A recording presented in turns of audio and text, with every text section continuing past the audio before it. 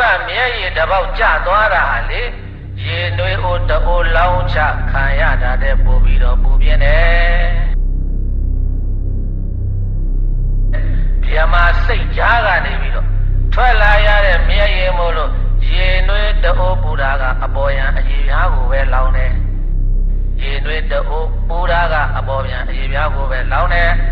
မိဘတို့ရဲ့မေတ္တာစိန်ရည်တဲ့တင်စားထားတဲ့စကားလေးတရားနားထောင်ပေးတဲ့ရဲ့မိဘရဲ့မေတ္တာစိန်ရည်တဲ့ပါတယ်လေမိဘရဲ့မေတ္တာစိန်ရည်သိရင်တော့အဲ့ဒီသာသမီဘဝတစ်လျှောက်လုံးပစ္စည်းဥစ္စာပြည့်စုံပေမဲ့လို့စိတ်မချမ်းသာဘူးတဲ့ပစ္စည်းဥစ္စာပြည့်စုံပေမဲ့လို့စိတ်ချမ်းသာတယ်တဲ့လားချမ်းသာဘူးအိမ်တော်ရေးစီစဉ်ကိုစိတ်တန်းကြခံစားနေရတဲ့တိုက်နဲ့ကားနဲ့စိတ်နဲ့ရွှေနဲ့ငွေနဲ့နေရတဲ့သို့တော့စိတ်မချမ်းသာရဘူးတဲ့ဝေးဝေးသွားမကြည့်နဲ့အစာတသက်ကိုကြည့်လိုက်ဘယ်လိုသွားကြည့်လဲအစာတသက်ကြည့်လိုက်အဖေကိုတတ်ပြီးတဲ့က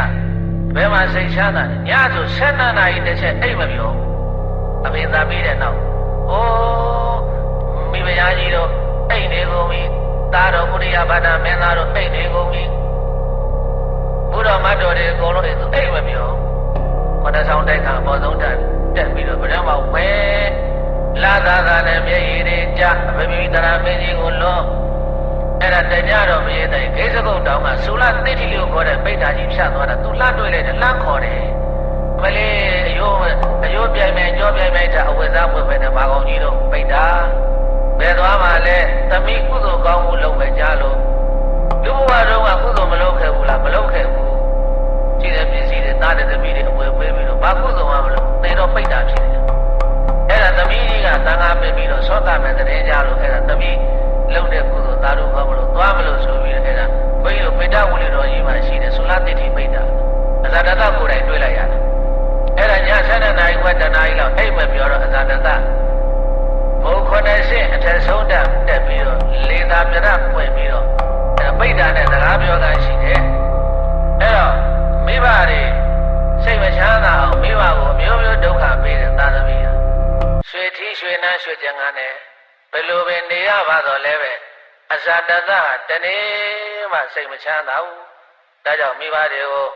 မပြစ်ပယ်နဲ့တဲ့မိဘကိုပြစ်ပယ်ထားရင်တပ်ပစ်တာနဲ့အတူတူပဲ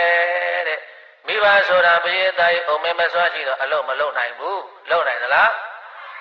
စီဝါရေးလည်းမရှာနိုင်စားဝတ်နေလည်းမပြည့်စုံကျမ်းမာရေးစောင့်ရှောက်မှုလေးကိုမှသာသမီထံကမရရင်ယောဂဖြစ်စီအငတ်ငါပြတ်ပြတ်နဲ့နေရမယ်ယောဂဖြစ်စီပြီးတော့အငတ်ငါပြတ်ပြတ်နဲ့နေရမှာတတန်းတိုင်းမနေရဘဲနဲ့မြန်မြန်သေသွားရင်ဘဒုတတ်တာလဲ